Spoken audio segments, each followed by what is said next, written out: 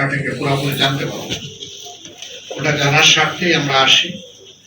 তাছাড়াও যদিও মফস্বলে আপনাদের অবস্থান, আমরা জাতির অংশ, আপনারা জাতির অংশ, জাতির বিবেক, জাতির ভালো মন্দ নিয়ে আপনারা ভাবেন, খাটেন, কাজ করেন এবং মানুষের জীবনের ভালো মন্দকে আপনারা তুলে ধরেন দেশ এবং বিশ্বের সামনে। এই হিসাবে আজকে জুমাবার হওয়ার কারণে সময়টা খুবই সংক্ষিপ্ত, আর এসেও শারীরিক প্রয়োজনে কিছু বিশ্রাম নিতে হয়েছে। আপনাদের অতি জরুরি যদি কোনো পরামর্শ বা কথা থাকে, আমি প্রথমে সেটি শুনবো, তারপরে দুই একটি কথা বলে আমরা কন্ট্রোল করবো ইনশাআল্লাহ। সবাইকে ধন্যবাদ। এখন আপনারা অংশগ্রহণ করবেন, কারো কথা থাকলে আমরা শুনতে চাই। ঠিক হচ্ছে স্বাভাবিক রাজনীতির কার্যক্রম পরিচালনা করা। দল ভিন্ন, তার আদর্শ ভিন্ন, তার নীতি ভিন্ন, ভিন্নতাই সৌন্দর্য। যার যার নীতি আদর্শ শান্তিপূর্ণভাবে জনগণের সামনে তুলে ধরবেন, তাদের বক্তব্য, বিবৃতি এবং বাস্তব কার্যকলাপের মাধ্যমে এর মধ্য দিয়ে সবার রাজনীতির বীজ তৈরি হয়, মজবুত হয়। রাজনীতিতে আসলে শারীরিক ব্যায়ামের জায়গা নেই, এটা ব্যক্তি করছে। কিন্তু দুঃখজনক ভাবে আমরা আমাদের রাজনীতিতে মাসল পাওয়ারের এক্সারসাইজ বাংলাদেশের জন্মলগ্ন থেকে আমরা দেখে আসছি।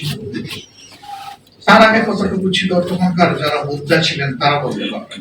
বাংলাদেশ থেকে আমরা ভালোভাবে দেখেছি, এই জায়গা থেকে আমরা দেখছি এটা কখনো মুক্ত হয়নি, কখনো কারো শাসনামলে মুক্ত হয়নি। এটি দুঃখজনক। এটা কেন হবে? রাজনীতি হচ্ছে নীতির রাজা, সবচেয়ে ভালো নীতি।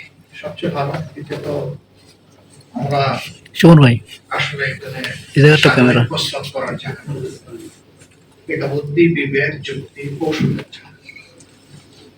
বাগেরহাটে একজন মানুষ মারা গিয়েছেন, যিনি মারাছেন কিভাবে আইন হাতে তুলে নিয়ে যারাই মারবে তারা অবশ্যই দেয়, সুষ্ঠু বিচার হোক, আমরাও চাই, আমাদের কোনো আপত্তি নেই। কিন্তু বিচারটা হতে হবে সুস্থ এবং অভিযোগটা হতে হবে সৎ। তাহলে এই ধারার চলবে, এটা বন্ধ হয়ে যাবে যদি বিচার সুষ্ঠুভাবে হয়। সমস্ত মানুষ সরকারকে ভোট দেয় না, যার যার পছন্দ মতো ভোট দেয়, এটাই স্বাভাবিক এবং এটা গণতন্ত্রের ভাষা। তোমাদের তো সেটা হয়েছে, 4টা আসন এখানে, 3টাতে জামাত বিজয়ী হয়েছে, একটা হয়তো সরকারি দল পেয়েছে। যে 3টাতে জামাত বিজয়ী হয়েছে, এখানকার উন্নয়ন তদারকি করার দায়িত্ব হচ্ছে জামাতের নির্বাচিত এমপিদের। সরকারের কাছ থেকে এই এলাকার জনগণের দাবি দাওয়া আদায় করা এবং সে মোতাবেক উন্নয়ন কার্যক্রম পরিচালনায় নিজেদেরকে সম্পৃক্ত করা, যাতে স্বচ্ছতা, সততার সাথে দুর্নীতিমুক্ত অবস্থায় উন্নয়ন গুলা হয়। উন্নয়ন ছাড়াও কিছু সামাজিক কর্মকাণ্ড থাকে, যেখানে কিছু বরাদ্দ থাকে বিভিন্ন মন্ত্রণালয় থেকে, বিশেষ করে সমাজ কল্যাণ মন্ত্রণালয়।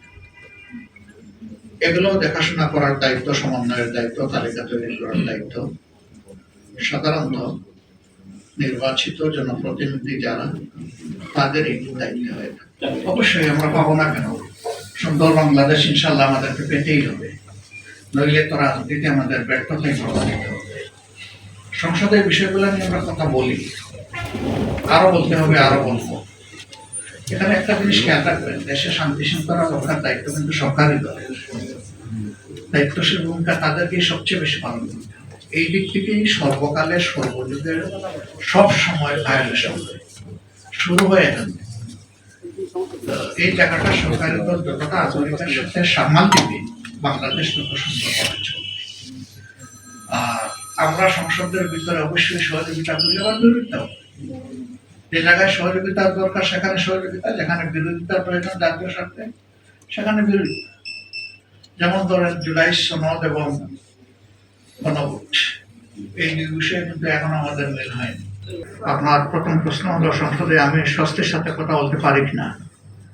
বেশিরভাগ সময় পারি, কিন্তু যখন কৌশলগত কোনো বিষয় আছে সরকার সহজে আমাকে বক্তৃতা দিতে দেয় না, কিন্তু আমি দাঁড়ায় গেলে স্পিকার মহোদয় আমাকে বাধা দেন না, এটা গুডসাই। এই সংসদের অতীতের কাস্টম অ্যান্ড ট্র্যাডিশন, যে সরকারি দলের নেতা যিনি অর্থাৎ সংসদ নেতা তিনি দাঁড়ালেও তার সময় লিমিট করা হবে না, এবং বিরোধী দলীয় নেতা দাঁড়ালেও তার সময় লিমিট করা হবে না। তারা যা বলতে চান তাদেরকে বলতে দিতে হবে।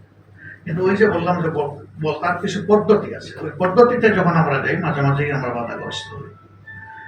আমরা আশা করবো এই বাধাটা তারা উঠাবে। 2 নম্বর, সরকার কতটুকু সফল এদেশের জনগণ এই রায় দেবে, আমি রায় দিতে চাই না। 3 নম্বর হচ্ছে শেখ হাসিনার বিষয়টা বন্দি বিনিময় চুক্তি বিদ্যমান থাকা অবস্থায় দেরি হচ্ছে কেন, সরকার কেন তাকে নিজ দায়িত্বে ফিরিয়ে আনতে পারছেন না, বরঞ্চ তিনি কেন বলছেন যে আমি ঢুকে যাব। তো এইটা সরকার ভালো বলতে পারবে। আপনি প্রশ্নটা সরকারি দলের কোনো মন্ত্রী যখন আসবেন তখন তাদেরকে বলবেন। আপনার মতো আমাদেরও দাবি যে তাকে সরকারের নিজ দায়িত্বে আনা উচিত, এবং তাকে তার উপরে যে রায় হয়েছে আরো যে বিচারিক প্রক্রিয়া অপেক্ষমান আছে সেগুলা তাকে ফেস করতে দেওয়া উচিত।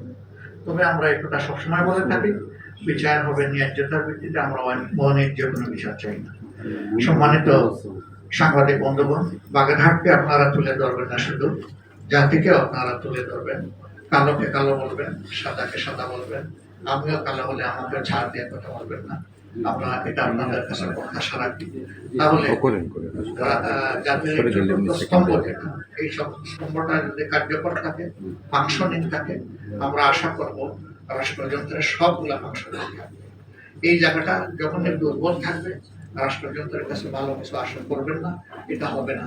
কারণ রাষ্ট্র ভুল করে, সরকার ভুল করে না শুদ্ধ করে, রাষ্ট্র তো না সরকার, সরকার ভুল করে না শুদ্ধ করে, কে বলবে? বলবেন তো আপনারাই, অথবা আমরা বলবো, আমাদের কথাটা জনগণকে জানিয়ে দেবে।